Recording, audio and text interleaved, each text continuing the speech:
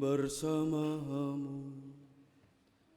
Dan bersama rohmu. Inilah Injil suci menurut Yohanes.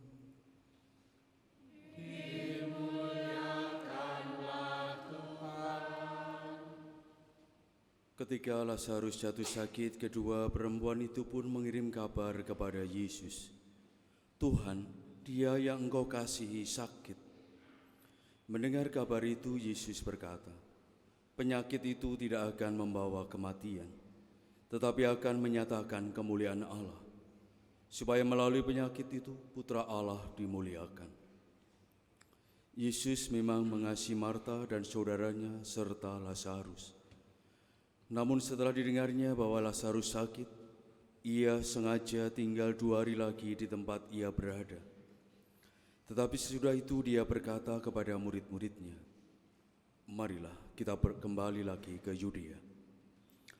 Ketika Yesus tiba di Betania, didapatinya Lazarus telah 4 hari terbaring di dalam kubur. Ketika Marta mendengar bahwa Yesus datang, ia pergi menemui dia. Tetapi Maria tinggal di rumah. Lalu kata Marta kepada Yesus, Tuhan, sekiranya engkau ada di sini, saudaraku pasti tidak mati.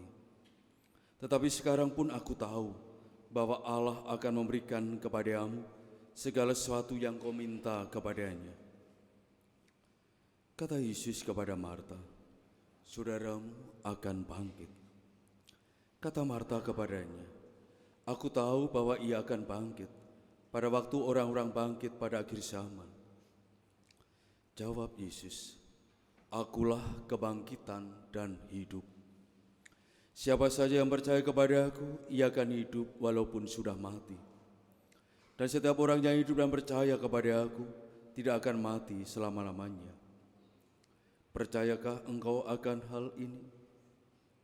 Jawab Marta, ya Tuhan, aku percaya bahwa engkaulah Mesias, Putra Allah yang akan datang di dalam dunia. Kemudian ketika melihat Maria menangis, Yesus sangat terharu dan berkata, di manakah dia kamu baringkan? Jawab Yesus, Tuhan, marilah dan lihatlah. Lalu menangislah Yesus. Kata orang-orang Yahudi, lihatlah ia sungguh mengasihi dia.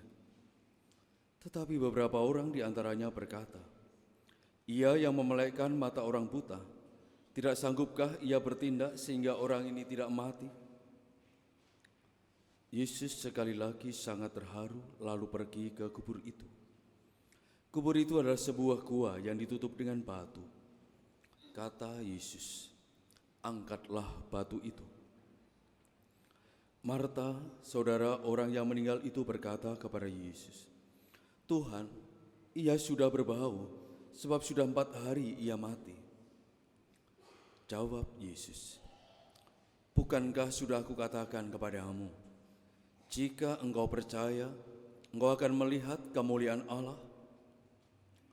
Mereka pun mengangkat batu itu, lalu Yesus menadah ke atas dan berkata, Bapa, aku mengucap syukur kepadamu, karena engkau telah mendengarkan aku. Aku tahu bahwa engkau selalu mendengarkan aku. Tetapi oleh karena orang banyak yang berdiri di sini mengelilingi aku mengatakannya supaya mereka percaya bahwa engkaulah yang telah mengutus aku. Sesudah berkata demikian, berserulah ia dengan suara keras, Lazarus, marilah keluar. Orang yang telah mati itu datang keluar. Kaki dan tangannya masih terikat dengan kain kafan, dan mukanya tertutup kain peluh. Kata Yesus kepada mereka, bukalah kain-kain itu dan biarkan ia pergi. Banyak di antara orang Yahudi yang datang melawat Maria dan menyaksikan sendiri apa yang telah dibuat Yesus, percaya kepadanya. Demikianlah sabda Tuhan. Terpujilah Kristus.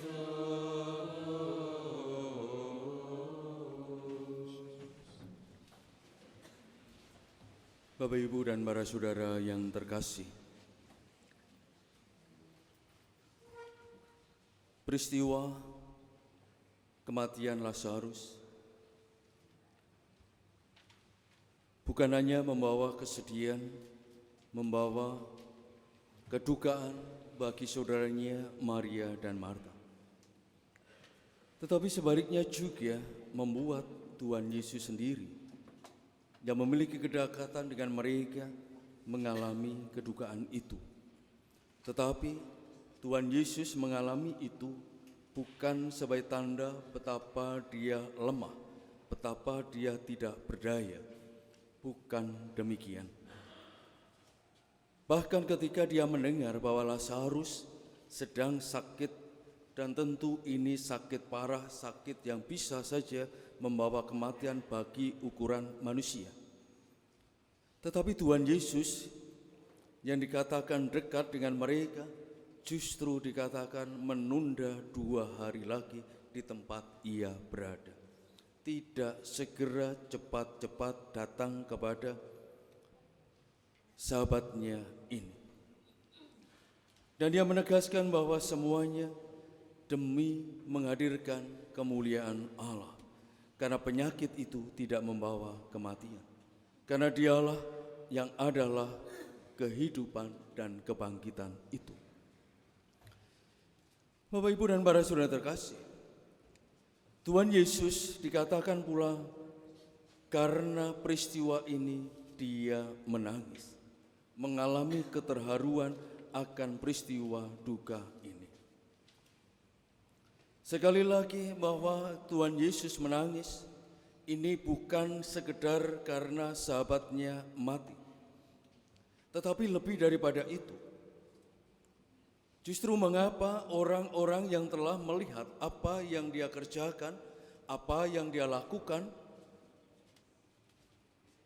tidak mampu melihat siapa dia ini sesungguhnya, dia ini sebenarnya.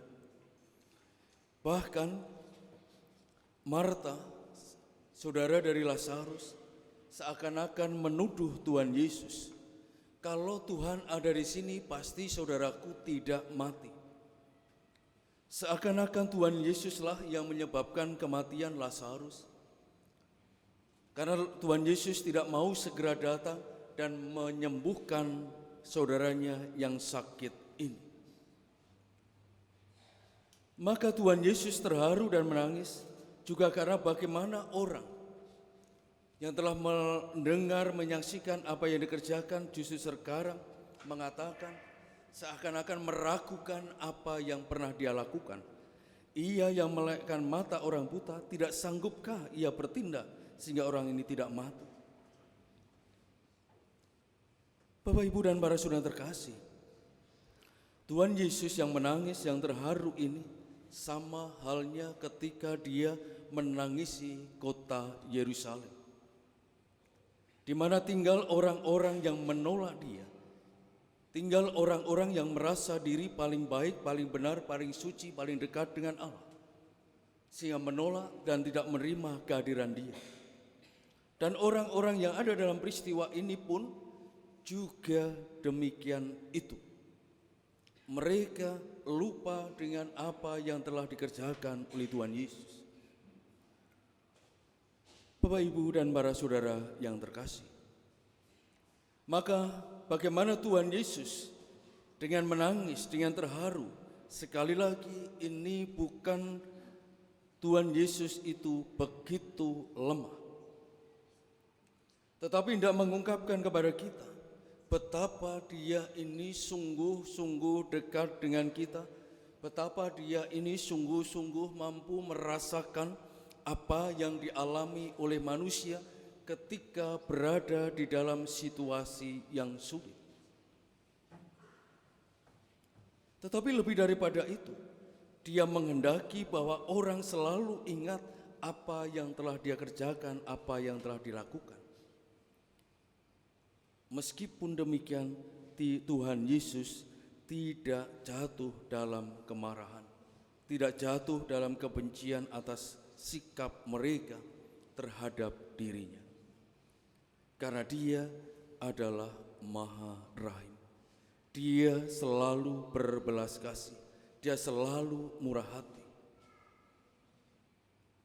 Maka apa yang Dia lakukan, apa yang Dia perbuat, sungguh ungkapan akan belas kasih-Nya, ungkapan akan cintanya kepada manusia. Sama seperti bagaimana dalam bacaan pertama, bangsa Israel seringkali memberontak dan menolak Allah ketika Allah tidak berbuat sesuai dengan kehendak mereka. Tetapi Allah tidak bisa membenci mereka. Allah selalu ingin membangkitkan mereka kembali. Kerahiman dan belas kasih-Nya membangkitkan mereka kembali, membawa karena Tuhan Allah tetap hendak membawa mereka kembali ke tanah terjanji, supaya mereka sungguh-sungguh mampu hidup sebagai umat-Nya. Tuhan Yesus bukan hanya mampu membangkitkan orang mati, tetapi sungguh membangkitkan kehidupan baru bagi siapapun yang menerima kemurahan dan belas kasihan-Nya, menerima kerahiman-Nya. Kerahiman-Nya itu membuat manusia untuk bangkit kembali, supaya tidak hanya hidup menurut daging, tetapi mau hidup menurut Roh Allah itu. Hidup yang baru. Kerahiman Allah membawa kehidupan baru. Kerahiman Allah, belas kasih Allah itu sungguh membangkitkan hidup manusia. Karena itulah bagaimana Dia mengatakan, berbahagialah orang yang menangis, karena akan memperoleh penghiburan.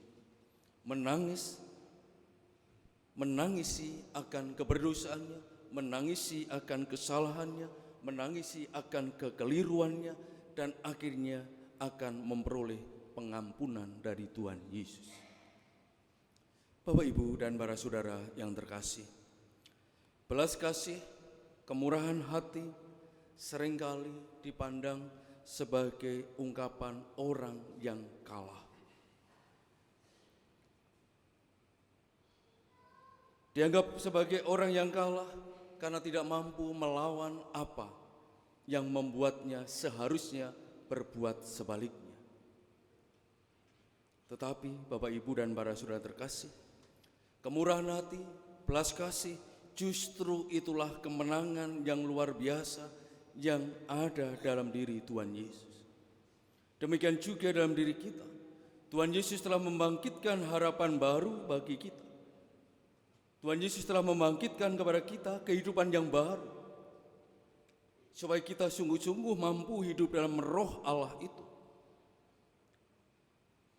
Maka Bapak, Ibu, dan para saudara terkasih, ketika kita menuntut Tuhan Allah, ketika kita mempersalahkan Tuhan Allah ataupun mempersalahkan hidup orang lain, lalu mulai muncul dalam diri kita kemarahan, kebencian, sakit hati, apalagi sampai mutung, itu justru tanda orang yang kalah.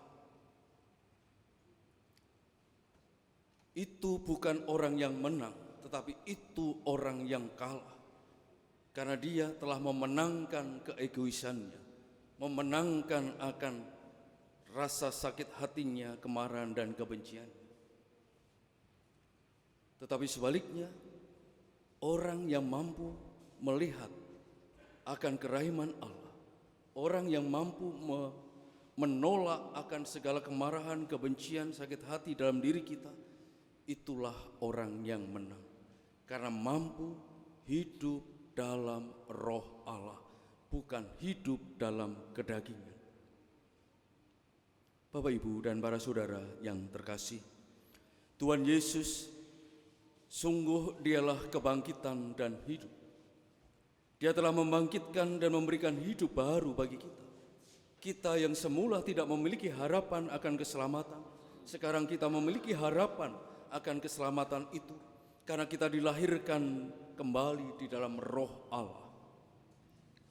Kita telah ditebus, kita telah dibangkitkan untuk hidup yang baru karena kerahiman dan belas kasihan-Nya. Karena itu Bapak, Ibu, dan para saudara yang terkasih, maka masa Prapaskah adalah masa bagi kita untuk berjuang, untuk mampu mengalahkan keegoisan kita, mengalahkan cinta diri kita, mengalahkan diri kita supaya tidak dikuasai oleh kemarahan, kebencian, sakit hati, balas dendam, iri hati. Karena kalau kita tetap berada dalam situasi ini, kita berarti tetap sebagai orang-orang yang kalah. Bukan orang-orang yang telah menang di dalam diri Kristus. Bukan lagi orang-orang yang telah dimenangkan oleh Kristus. Karena kita tetap hidup dalam keegoisan kita. Kita tetap hidup menurut ukuran diri kita sendiri. Bukan menurut ukuran Tuhan Yesus yang telah memberikan kerahiman dan belas kasihan-Nya sehingga memulihkan kita, membangkitkan kita, memberikan hidup baru kepada kita. Bapak, Ibu, dan para saudara yang terkasih, Tuhan Yesus pun juga akan terus menangis terhadap diri kita ketika kita terus-menerus bertahan di dalam situasi hidup yang penuh dengan kemarahan, kebencian, sakit hati, rasa iri, balas dendam, dan segala macam. Tetapi sebaliknya, Tuhan Yesus sungguh akan bergembira dan menyatakan kehidupan baru bagi kita. Sungguh menyatakan kemuliaan-Nya pada kita ketika kita mampu dan berani mengalahkan itu semuanya dan bangkit sebagai orang-orang yang telah diberi roh oleh Tuhan Yesus sendiri. Para saudara yang terkasih, inilah saat yang berharga bagi kita untuk sungguh-sungguh bangkit dan hidup kembali. Karena kita telah memperoleh kerahiman dan belas kasih Tuhan Yesus, memberikan hidup baru, membangkitkan kita, melepaskan kita dari segala sesuatu yang membelenggu kita sehingga jatuh dalam kematian. Tetapi Dia hadir melepaskan itu semuanya dan membangkitkan kita, memberikan hidup baru, dan dalam diri kita Dia menyatakan kemuliaan-Nya sekarang dan selama-lamanya.